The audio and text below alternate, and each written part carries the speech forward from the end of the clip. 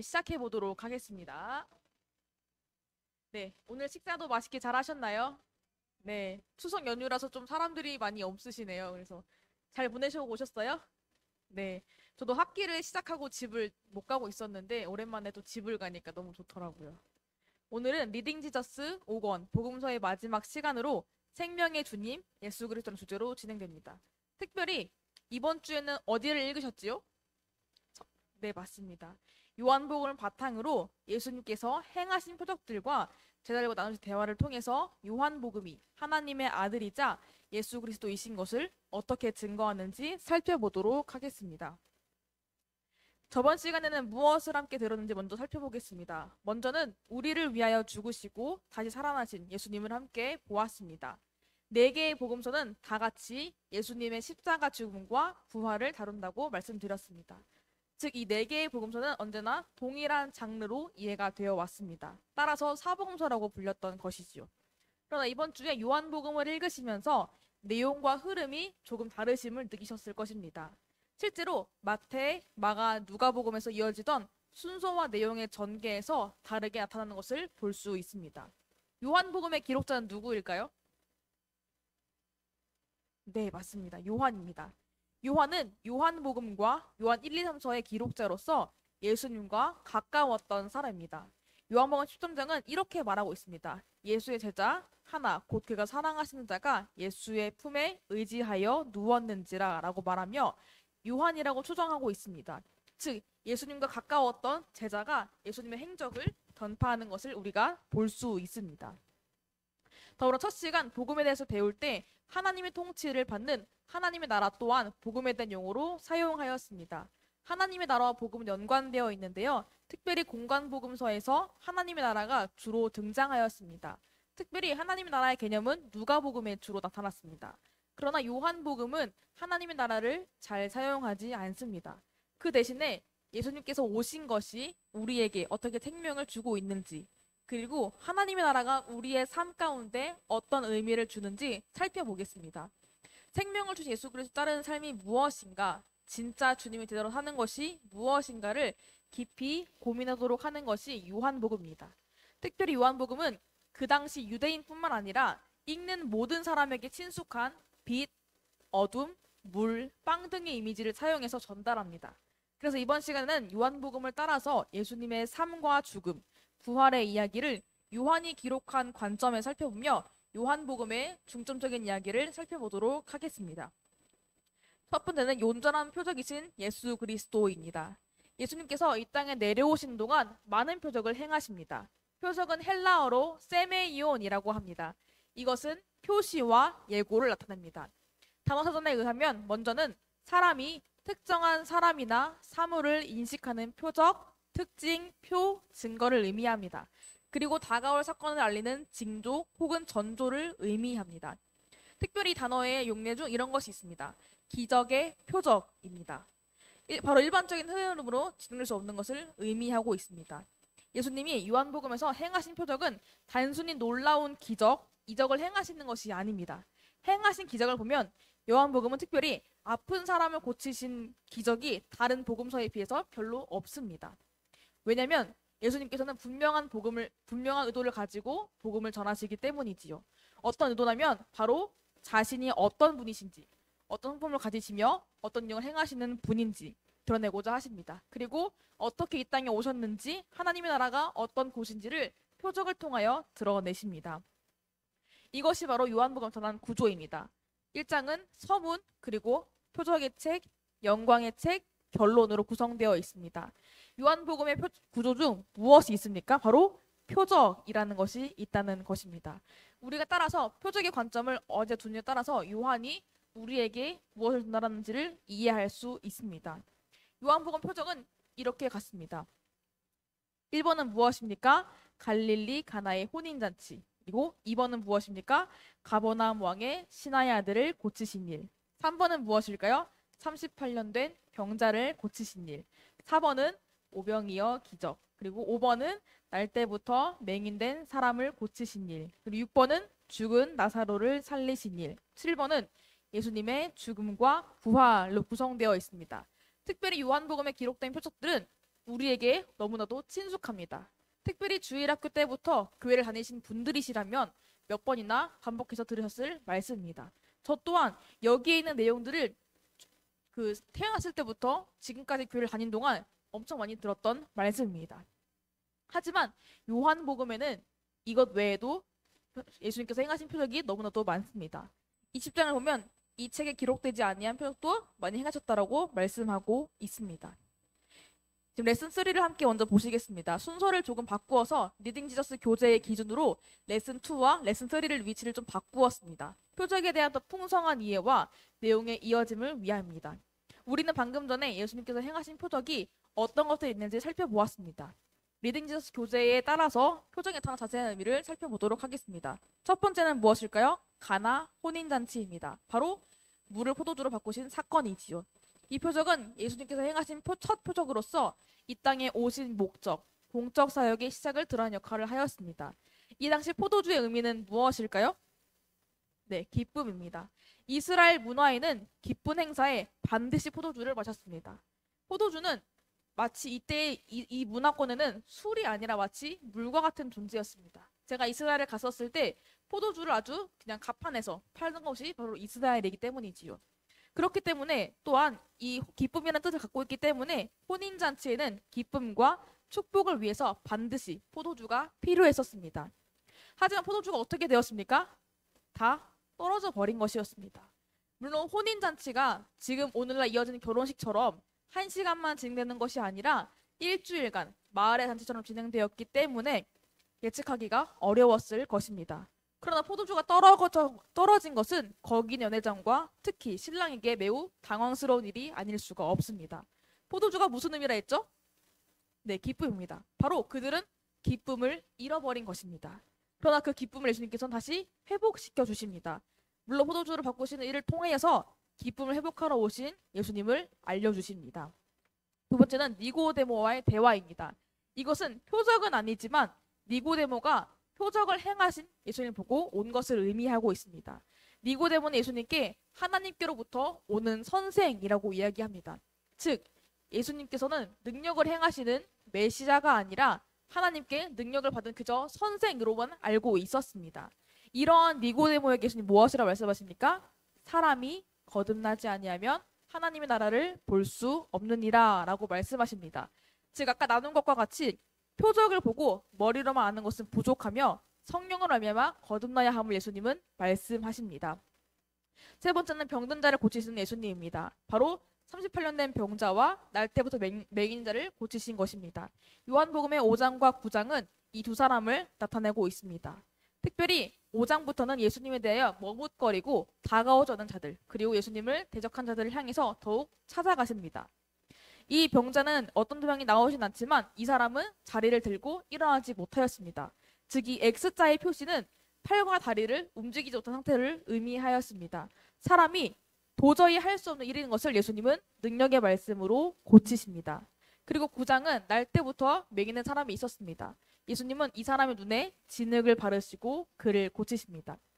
이 두 내용에서 공통적으로 바라보아야 할 것은 이 사람들을 고치신 날이 바로 안식일이었다는 것입니다. 유대인들은 안식일에 병 고치신 예수님을 박해합니다. 실제로 유대인들은 안식일에 정말 아무런 일도 하지 않습니다. 제가 이스라엘을 다녀왔을 때 그 전날에는 좋은 숙소를 들어갔습니다. 엘리베이터도 빠르고요. 되게 잘 움직였습니다. 그런데 다음날 저희가 아침에 짐을 싸느라 조금 시간이 오래 걸려서 빨리 나가야 하는데 엘리베이터 버튼이 눌리질 않습니다. 저희는 너무 당황해가지고 고장난 거 아니야? 우리 16층인데 어떻게 내려가지? 이런 고민을 하고 있었는데 옆에 있던 저희 가이드분이 오늘은 유대인의 안식일이어서 엘리베이터 버튼이 움직이질 않습니다. 라고 말하는 것이었습니다. 너무 당황스러웠습니다. 그때 안식일은 버튼 눌리는 것도 일이라고 생각해서 엘리베이터 모든 층을 다 서고 모든 문을 다 여는 아주 비효율적인 일을 보여주고 있습니다. 성경에 기록되어 있을까요? 기록되어 있지 않습니다. 예수님이 언제 엘리베이터 두는 것이 일이니 안식일 하지 말라라고 언제 말씀하셨습니까? 근데 이들은 성경에서 말씀하시지 않는 사람의 전통을 지키고 있었습니다. 예수님은 이것을 통해서 자신이 하나님이심을 드러냅니다. 당시 유대인들의 지도자들은 하나님은 안식일의 주인이시기 때문에 하나님께서는 창조 때부터 지금까지 일하신다는 것에 아무런 문제가 없었음을 인식하고 있었습니다. 그렇기 때문에 예수님은 자신이 하나님, 즉 안식일의 주인임을 드러내십니다. 고침받은 두 사람 중 처음에 걷게 된 병자는 고쳐준 사람은 예수님인데 유대인들의 마음을 사고 싶어서 안식일에 저 사람이 병을 고쳤습니다 하고 말했습니다. 즉 예수님을 고발한 것이었지요. 그러나 앞을 보게 된 맹인은 예수님을 믿게 됩니다.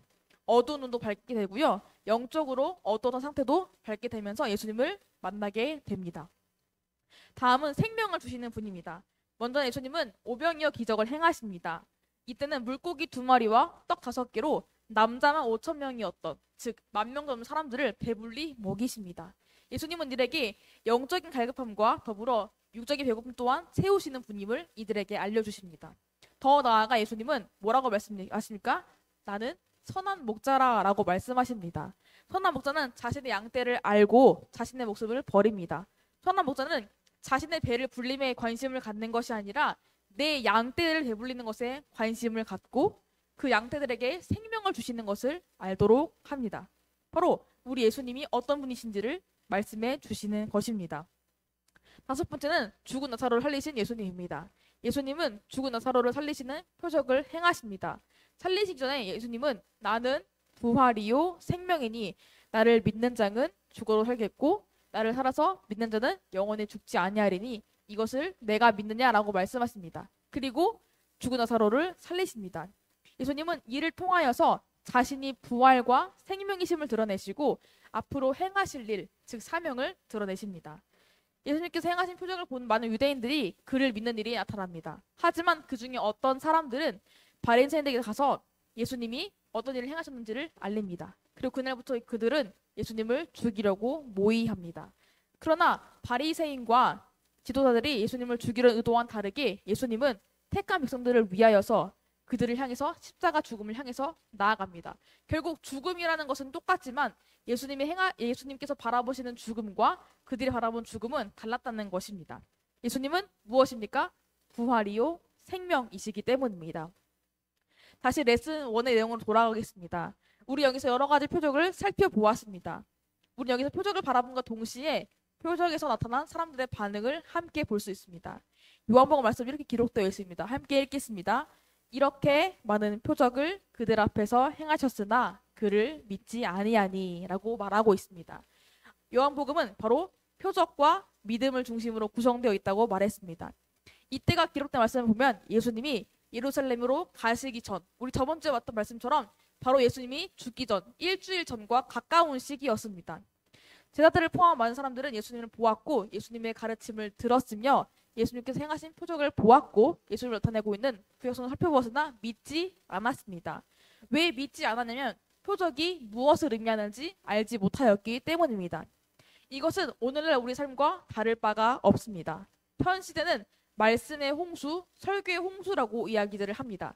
유튜브만 켜면 많은 목사님 설교가 잔뜩 나와 있고 우리가 어딜 가나 성경을 볼 수 있습니다. 하지만 사람들은 말씀을 듣지도 않고 궁금해하지도 않으며 어떤 뜻을 알고 지내는지 살펴보지도 않습니다. 하지만 우리는 이 표적이 어떤 의미를 지니고 있는지 살펴보아야 합니다. 표적은 무엇과 연결되어 있죠?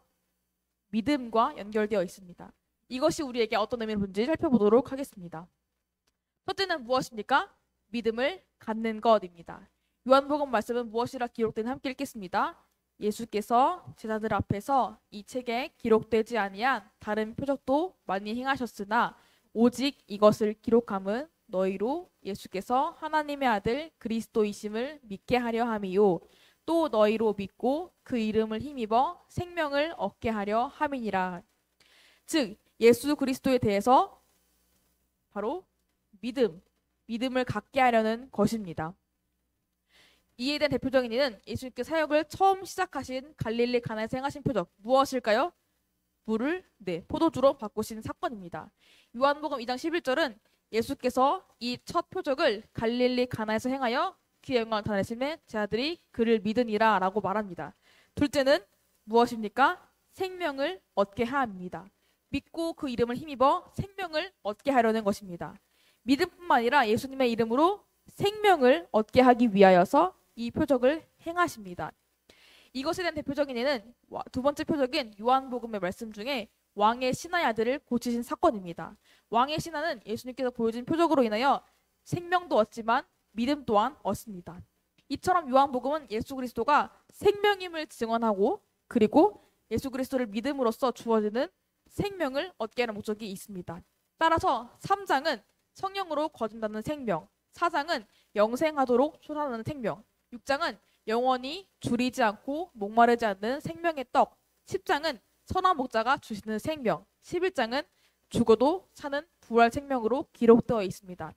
이처럼 예수님께서 보여주신 표적은 표적 너머에 있는 실체를 가리키기 위함이지 표적에 목적이 있는 것이 아닙니다.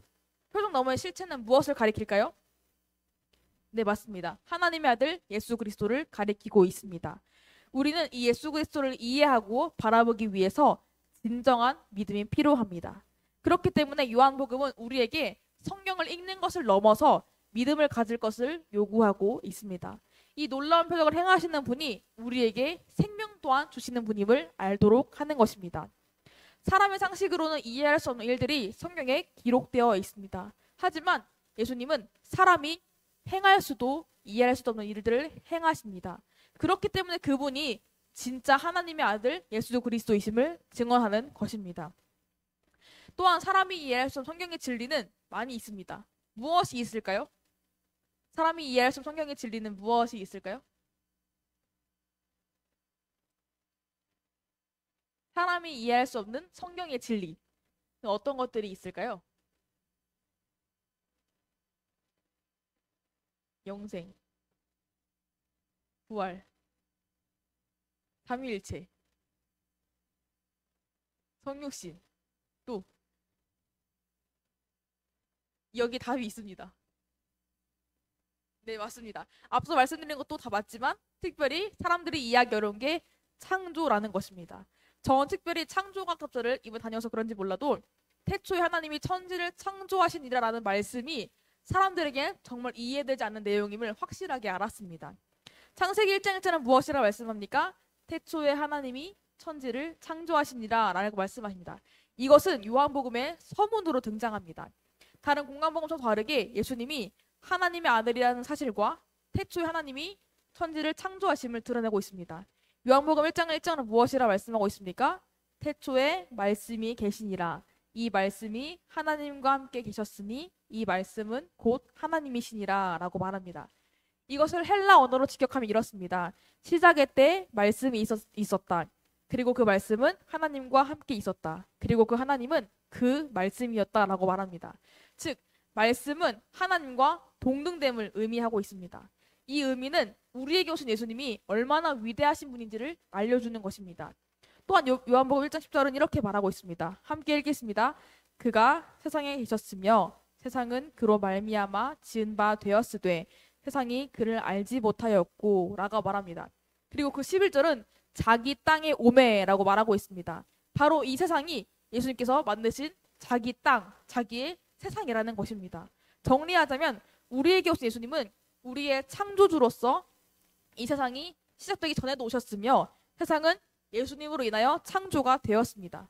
예수님은 신학이 시작되면서 슝 하고 등장하신 것이 아니라 태초전부터 계신 하나님이시라는 것을 이 말씀을 통하여 드러내고 있습니다.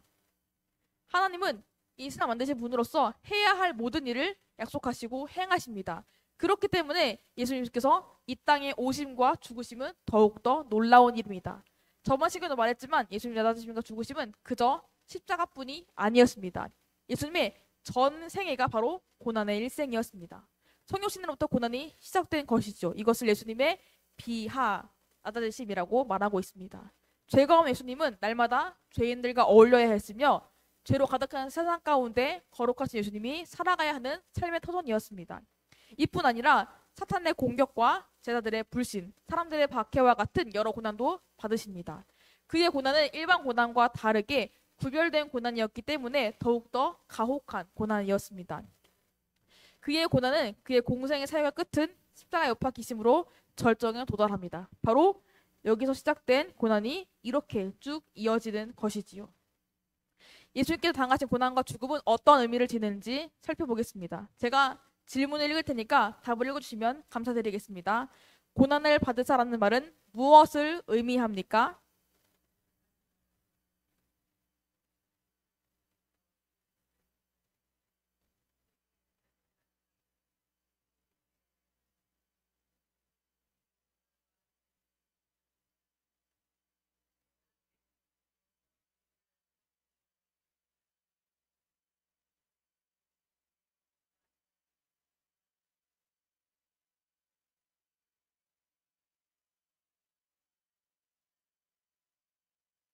네, 맞습니다. 바로 그는 전생에 이 세상에 사시는 내내 고난을 당하셨습니다. 육신과 영혼 또한 같이 고난을 받으신 것입니다. 이 모든 죄는 누구를 대신하셨습니까? 네, 우리 모든 죄인을 대신해 감당한 고난이었으며 이로써 무엇을 담당하십니까? 하나님의 진노를 담당하신 것입니다.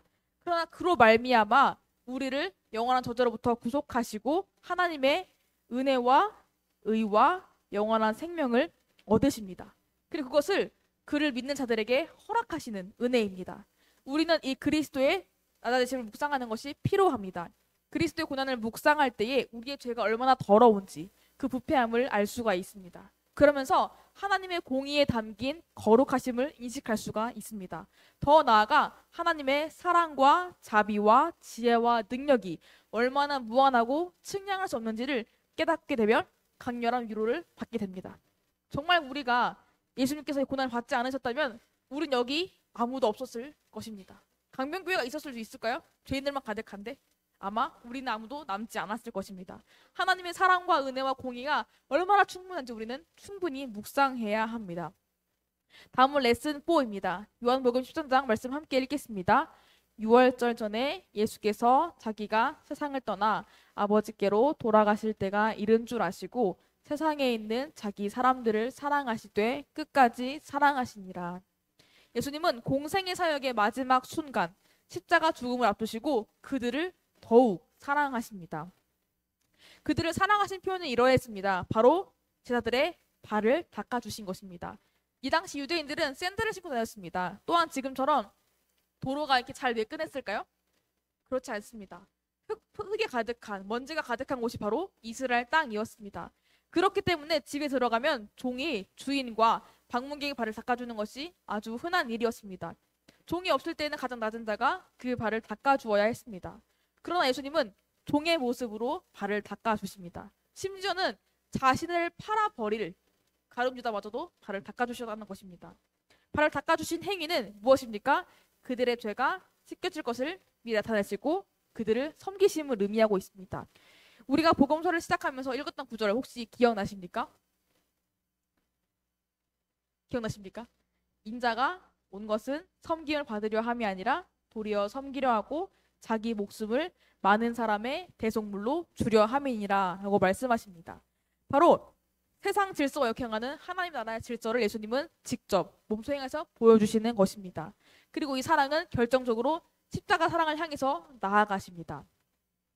그리고 제자들에게 무엇이라 말씀하십니까? 함께 읽겠습니다. 새 계명을 너희에게 주노니 서로 사랑하라. 내가 너희를 사랑한 것 같이 너희도 서로 사랑하라. 너희가 서로 사랑하면 이로써 모든 사람이 너희가 내 제자인 줄 알리라 라고 말씀하십니다. 바로 사랑의 기준이 우리가 아니라 어디입니까? 예수님이 바로 우리의 사랑의 기준임을 설명하신 것입니다. 가장 낮은 자리에서 발을 씻기신 예수님처럼 우리가 서로 사랑하는 자들이 되어야 합니다. 또 예수님은 사랑의 표현으로 그들에게 근심하지 말라라고 말씀하시며 그들의 마음 가운데 위로와 평안을 허락하십니다. 바로 또 삼위일체를 설명하시며 그들의 마음 가운데 어떻게 그들의 옷을 것인지, 그들을 어떻게 보호하실 것인지를 설명하십니다. 성부 하나님과 예수님의 관계, 그리고 아버지로부터 보내받은 성령님, 그리고 그리스도와의 연합에 대해 말씀하시며 그들을 위로하십니다. 이것이 바로 예수님께서 보여주신 사랑이라는 것입니다. 예수님 십자가에 못 박히시고 무덤에 묻히십니다. 그리고 3일 만에 부활하십니다. 우리는 아까 예수님이 나타내신 바로 비하를 보았습니다. 하지만 그것으로 끝나지 않고 무엇입니까? 예수님의 승귀를 함께 볼 수 있습니다. 바로 높아지심이라는 것입니다. 이 승귀는 부활과 승천과 하나님 우편에 앉으심과 육체적인 재림을 나타내고 있습니다. 오늘은 그 첫 번째인 부활에 대해서 보려고 합니다. 요한복음 특별히 부활에 대해서 풍성하게 드러내고 있습니다. 누구를 만나십니까? 마리아를 만나시고 제자들을 만나시고 도마를 만나시고 제자들을 함께 식사를 하십니다. 특별히 오늘은 의심 많은 도마를 만나신 이야기를 함께 듣도록 하겠습니다. 도마 어떤 사람입니까? 의심이 많은 인물로 알려져 있습니다. 예수님께 객관적이며 사실적이고 구체적이며 물리적인 증거를 요구하는 사람이 바로 도마였습니다. 그 도마는 어떤 사람이었습니까? 바로 열정이 있고 충성스러운 인물이었습니다. 요한복음 11장에서 예수님께서 죽은 나사로를 살리려고 유대로 가시려고 하자 제자들이 예수님 만류합니다. 이게 바로 예수님 왜 가세요? 가지 마세요라고 말씀합니다. 그때 유대인들이 돌로 치려고 할 때 무엇이랍니까? 우리도 주와 함께 죽으러 가자 말한 인물이 바로 도마였습니다. 예수님과 함께라면 죽음도 불사던 인물이 바로 도마였던 사람이었습니다. 또 요한복음 10장을 보면 예수님께서 근심하지 말라라고 말씀하시며 내가 어디로 가는지 너희가 안다라고 말씀하시는데 도마는 주님께서 어디로 가는지 우리가 알지 못한다라고 말합니다. 즉 예수님 말씀에 잘 귀 기울이지 못하고 깨닫지 못한 성격이 바로 도마였습니다. 하지만 그럼에도 예수님을 따르고자 하는 열정과 충성스러움이 그에게는 있었습니다. 요한복음 보면 바로 증거를 요구합니다. 바로 도마는 열정이 있지만 예수님 말씀에 잘 깨닫지 못한 사람이 바로 도마였습니다. 그렇게 그의 신앙이 무너진 사람의 상태를 볼 수 있습니다. 그런 자에게 무엇이라 말씀하십니까?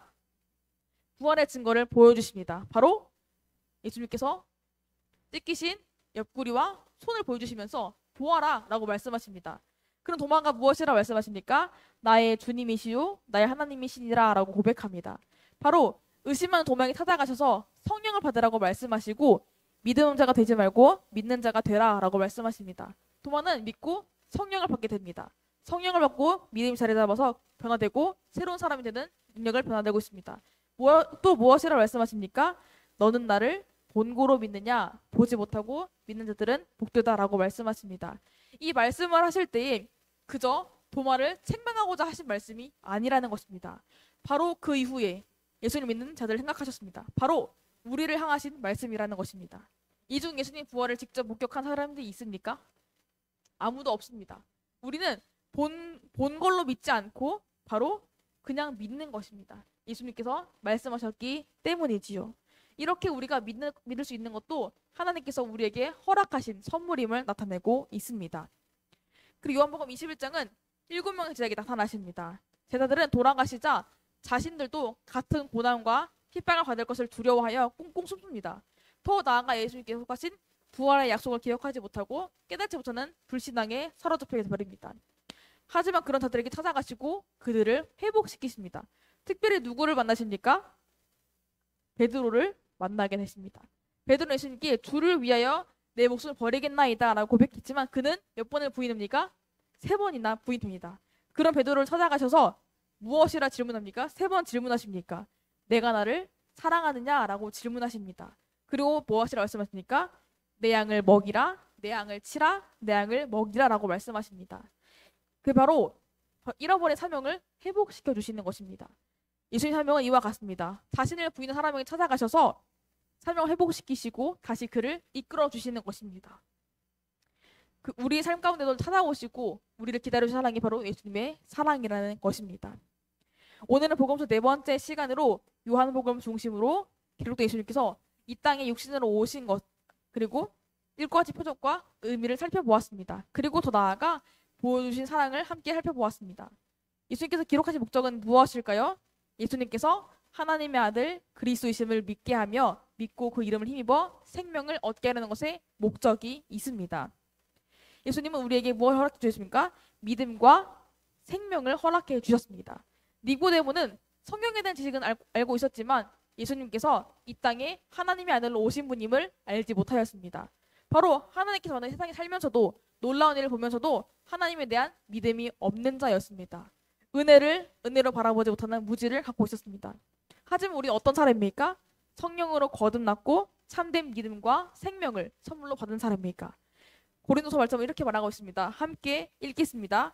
그런즉 누구든지 그리스도 안에 있으면 새로운 피조물이라 이전 것은 지나갔으니 보라 새 것이 되었도다 라고 말하고 있습니다. 우리는 새로운 피조물로 거듭난 사람입니다. 이 새로운 피조물은 하나님의 창조 목적을 바로 알아야 합니다. 사람의 제일된 목적이 무엇입니까? 제가 질문을 읽을 테니까 답해 주시면 되겠습니다. 사람의 제일된 목적은 무엇인가요?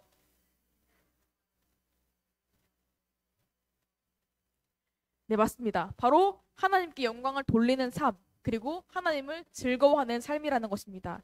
내 삶의 전 영역, 모든 영역에서 하나님을 증거하고 드러내는 삶을 살아가야 합니다. 하나님께서 무엇을 기뻐하실까를 늘 고민하는 삶을 살아가야 합니다.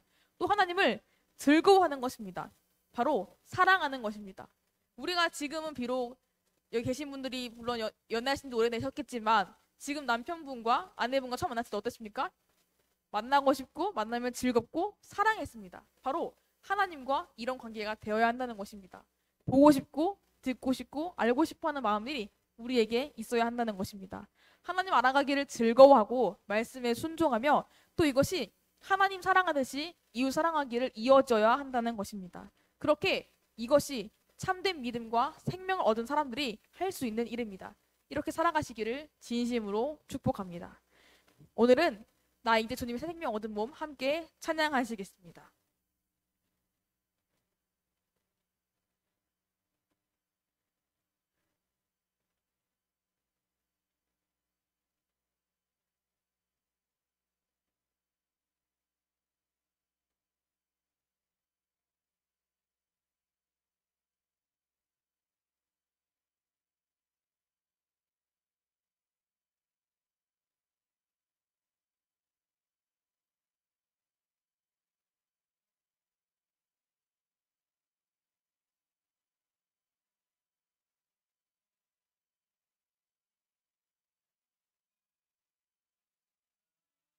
내 주님의 새 생명 얻은 옛것은 지나고 새 사람이로다. 그 생명 내 맘에 강같이 흐르고 그 사랑 내게서 해같이 빛난다. 영생을 누리며 주의 살다. 오늘도 내일도 주 함께 살리라. 주와 내 감주인 새 생명 얻으니 이전엔 좋던 것 이제는 값없다. 하늘의 은혜와 평화를 맛보니 찬송과 기도로 주 함께 살리라. 영생을 누리며 주와 내 살리라. 오늘도 내일도 주 함께 살리라. 산천도 조목도 새 것이 되었고 죄인도 원수도 친구로 변한다. 새 생명 얻은 자 영생을 누리니 주님을 모신 새 하늘이로다. 영생을 누리며 주와 내 살리라. 오늘도 내일도 주 함께 살리라. 주 따라가는 길 험하고 멀어도 찬송을 부르며 뒤따라가리라. 나 주를 모시고 영원히 살리라. 날마다 섬기며 주 함께 살리라. 영생을 누리며 주 안에 살리라. 오늘도 내일도 주 함께 살리라. 우리가 어떻게 살아야 합니까? 영생을 누리며 주 안에 살고 오늘도 내일도 주와 함께 사는 삶이 되어야 합니다. 우리가 정말 주의 안에 사는 삶이 참 귀한 것 같습니다. 저는 매일 이렇게 기도할 때 주의를 지켜 예배할 수 있다는 것이 참 귀하고 내가 하나님 안에 거할 수 있다는 것이 정말 큰 축복임을 늘 때마다 상기하며 삽니다. 우리가 이것을 이절도 너무나 많습니다. 하지만 날마다 기억하며 살기를 진심으로 기도합니다. 다음 주는 사도행전을 함께 읽습니다. 예수님께 승천하신 이후에 제자들을 통해서 확증되는 하나님의 나라를 살펴보며 이 놀라운 이야기가 어떻게 진행되는지 함께 보도록 하겠습니다. 함께 기도하고 마치도록 하겠습니다. 주님 감사합니다. 오늘 요한복음을 통하여서 예수님의 행적을 함께 살펴보았습니다. 우리에게 참 생명을 주시려고 오신 그 예수님을 함께 바라보면 참 기쁩니다. 우리가 생명을 통하여 주님 바라보았습니다. 함께 우리가 이것을 늘 느끼며 살아갈 수 있도록 인도하여 주시고 주님과 함께함을 늘 고백하며 살아갈 수 있도록 인도하여 주시옵소서. 예수님의 이름으로 기도합니다. 아멘. 감사합니다. 감사합니다.